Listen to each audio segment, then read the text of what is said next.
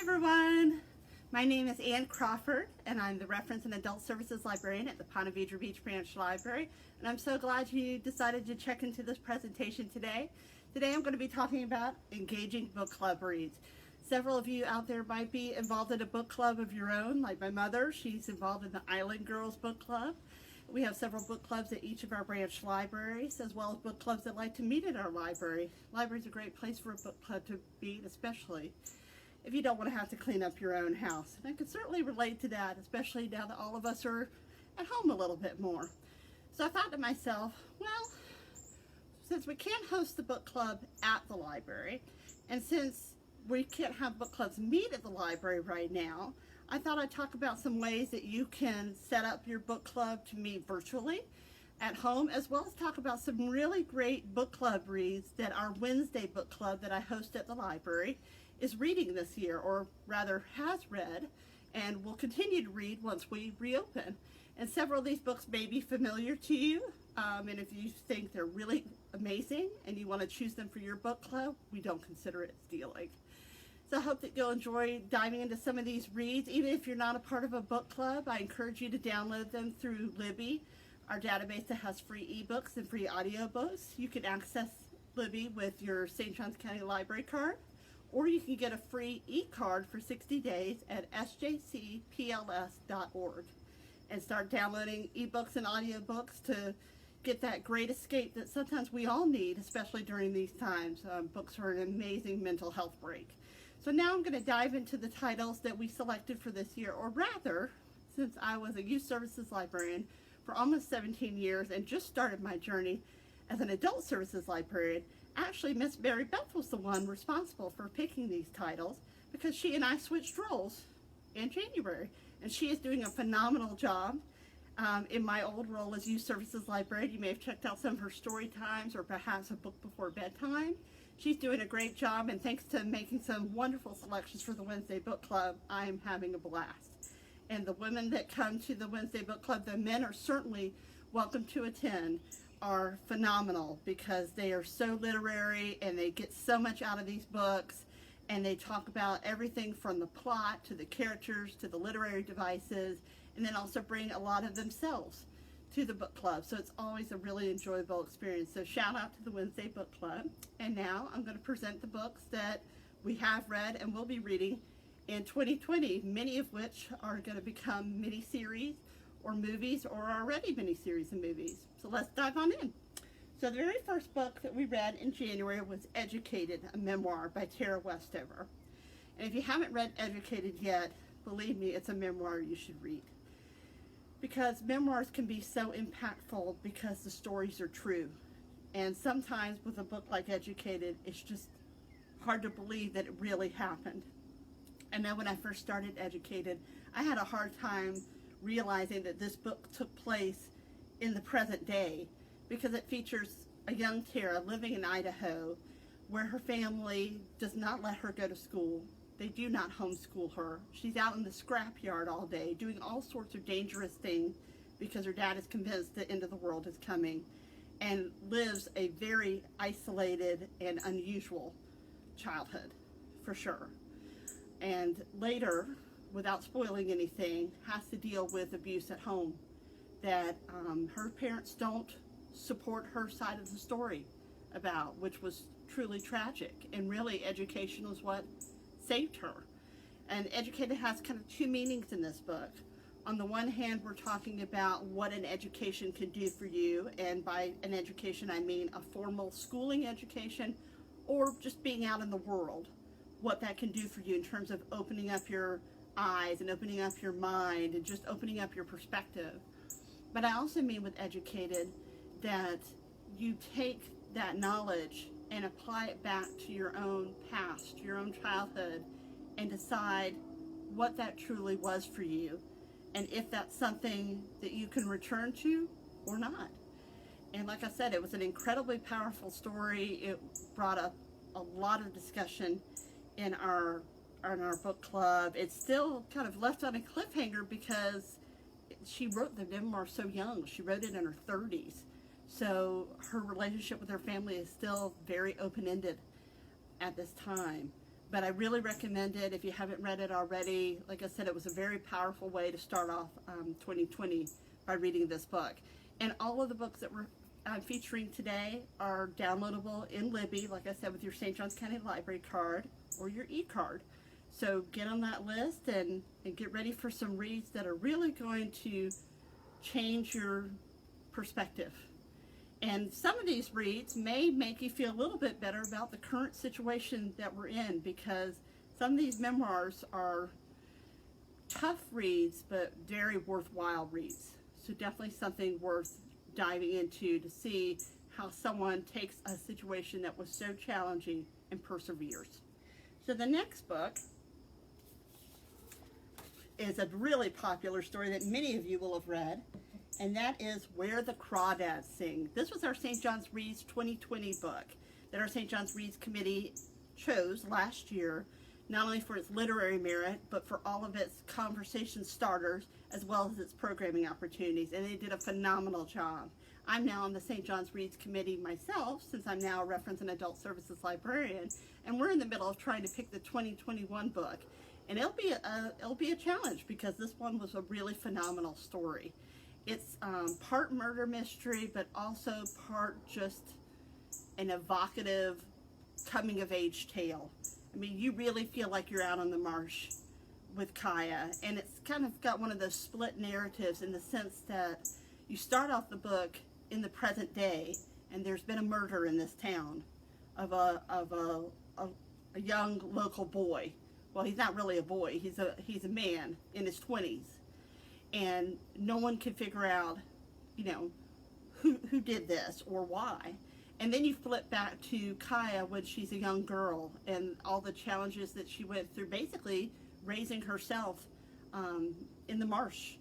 Much like Tara Westover in Educated, she really had to kind of put together her own life and find a way to survive on her own. It's very much a survivalist story. But there's so many wonderful elements in it. Like I said, it's very evocative of the marsh. You very much feel like you're part of the 50s and 60s. The characters just jump right out on the page to you. It was a page turner, and that ending. Oh my goodness, that ending. All I can say is, as a librarian, is we don't officially take an oath in graduate school that says, I promise not to give away spoilers, but just as a good rule of thumb, we just don't do it. And this is a book where if you've read it and you're recommending it to someone else, don't spoil it for them, because that ending will take your breath away. It's just, you'll read it and be like, I've got to read this book all over again. So if you've already read this book, it's still a phenomenal book to dive into and just take a great mental health break and have an escape. It was a fantastic St. John's Reads book. And as I mentioned, if you've got any great book club reads that you want to suggest, in the comments, please do. If you have any suggestions for St. John's Reads 2021, please put those in the comments as well as any suggestions you have for future presentations. Now on to our March book, Little Fires Everywhere by Celeste Ng. And I don't know about you, but I am watching that Hulu miniseries with Reese Witherspoon and Kerry Washington religiously on Wednesdays, especially now while we're all spending a lot more time at home. That is my mental health break on Wednesday night. And it's very interesting for me to see how the Hulu miniseries matches up to the book that I read. And there are definitely liberties taken there, as there are with any miniseries or movie. But it's still as much of a compelling soap opera page turner as the book was.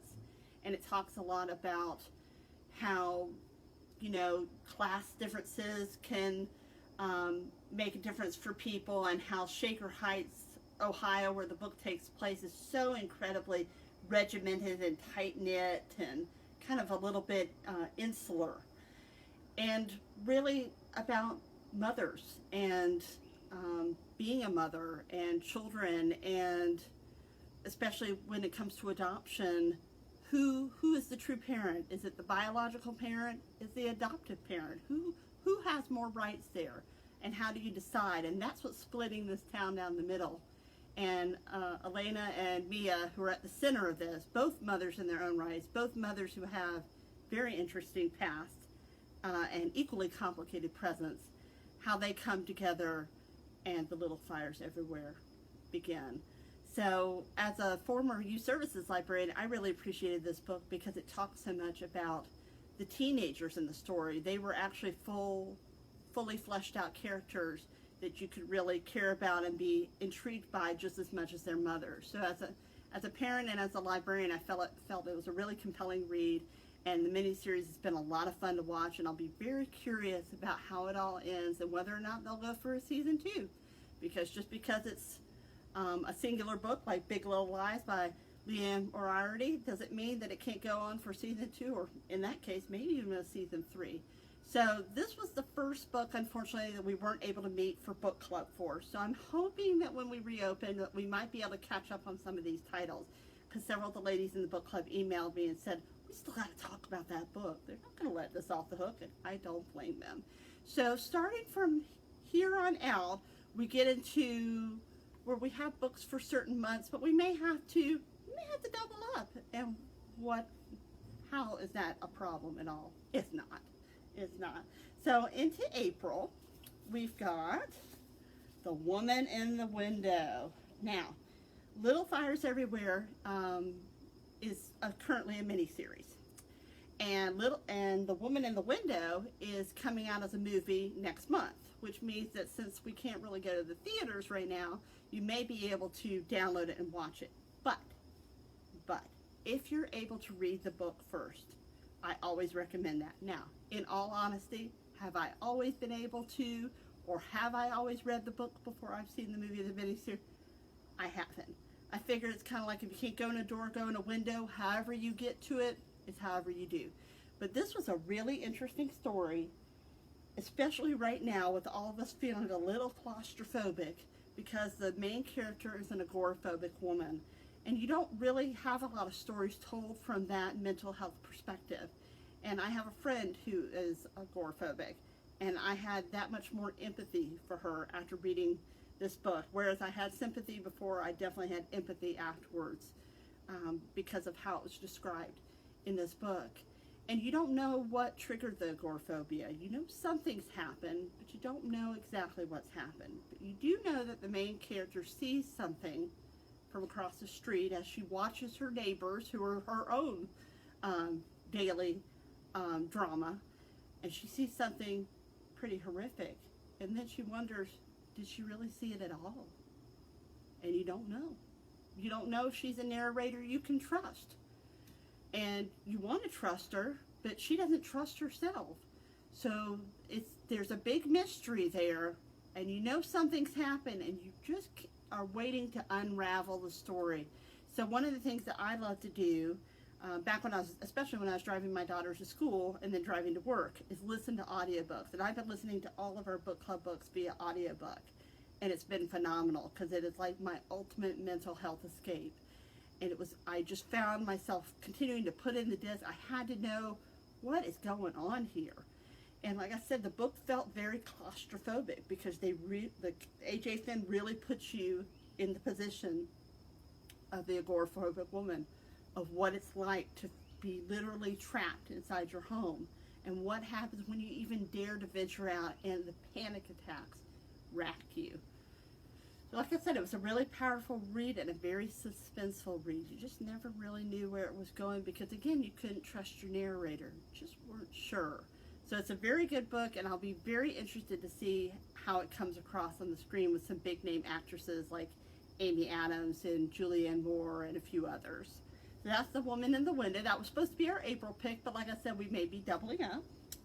Next is Becoming by Michelle Obama.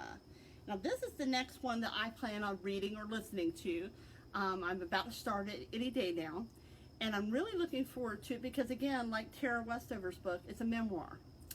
And I think memoirs are so interesting because they're really a way to really get inside someone else's life, especially in the instance of Tara Westover and Michelle Obama, where they're autobiographies written by the person themselves. And one of the things that I love about this story, what I'm really looking forward to, is the idea of becoming. Who are you becoming?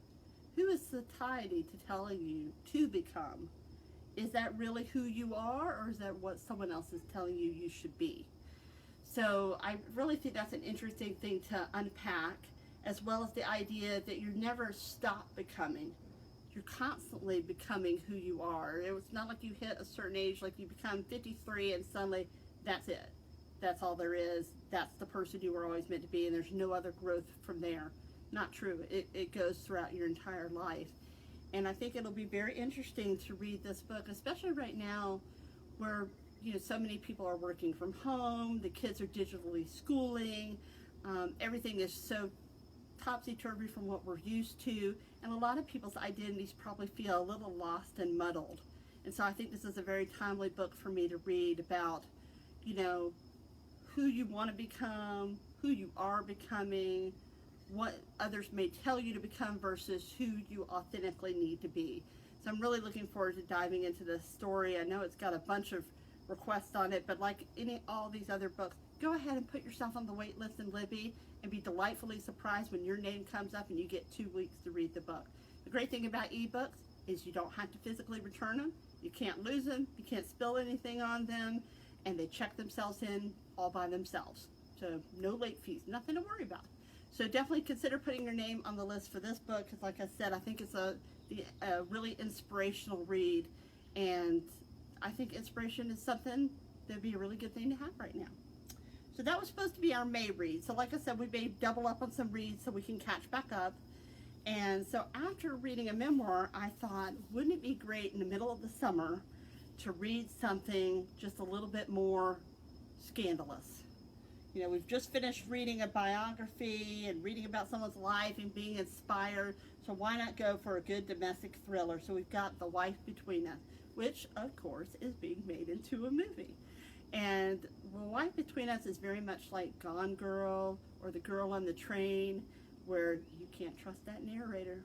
And I have a feeling that unlike The Woman in the Window, you really can't trust the narrator. The Woman in the Window is suffering from some memory problems and some mental challenges. But in this book, it seems to me they're deliberately setting it up so you don't really know who's who or who's doing what to whom or where that story is going. I believe the author, sorry, not the narrator, the author himself even said, trust nothing, basically. So you think you're reading about a scorned ex-wife, about her replacement, and she's jealous, and she's stalking her, and there's all these things happening, and basically the author tells you from the beginning, don't trust that. That may not be exactly what's happening there. It could be something entirely different. So I have a feeling this is going to be a really compelling page turner. I'm looking forward to diving into it because there have been so many books lately that get more into the minds of women, where women are the central characters. They're not just the wife or the mother or the daughter. They're characters in their own right. I have a feeling this one's going to be twisty and suspenseful, just like Gone Girl and The Girl on the Train was. So it'll be interesting to see how they cast it as well. So I thought it made for the perfect summertime read, the pool read, the one where you just escape. And given how it may end, hopefully a real departure from your everyday life. So the next book is Eleanor Oliphant is Completely Fine. And this is another Reese Book Club book, and once again, also being made into a movie. It reminds me a little bit of Bridget Jones, if you're familiar with Bridget Jones's diary. Eleanor is quirky, and she's very quotable, and she's got her own backstory that she's dealing with, and that becomes revealed over time in the book. But she's also trying to be completely fine. I think one of the things that struck me the most about Eleanor is how she talks about how when someone asks you, how are you? And you think, you have that split second where you think, I could really unpack this and just unload about all the craziness that is going on right now. But is that really what the person wants to hear, or do they want to just hear that you're fine? You're fine. So a lot of times you do end up answering, oh, I'm fine. How are you? And it's nice to have a character that understands that there's a lot more going on under the surface than maybe what you reveal to other people. So I'm looking forward to diving into Eleanor's life and and seeing how she might say she's completely fine, but maybe she's not. And she figures out why she's not completely fine.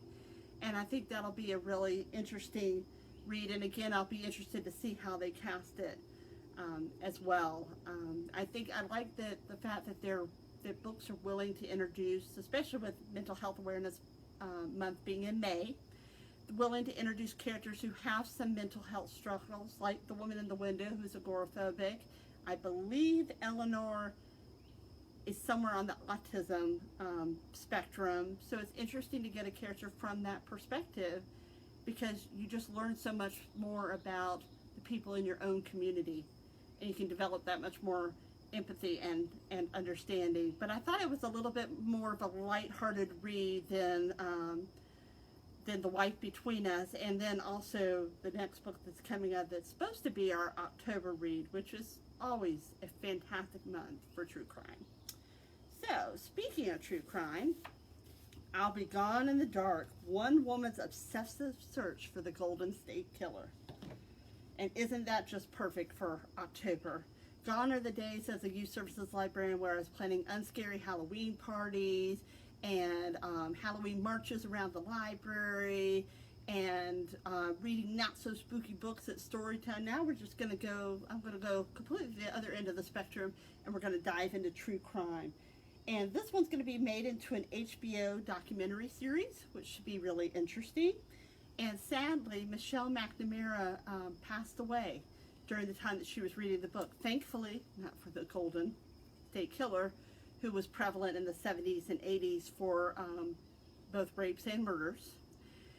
But sadly, she only made it halfway through the book before she passed away from an accidental drug overdose, at which point her husband, Patton Oswalt, brought in 2 other people, one of which was an investigative reporter, to help finish the book.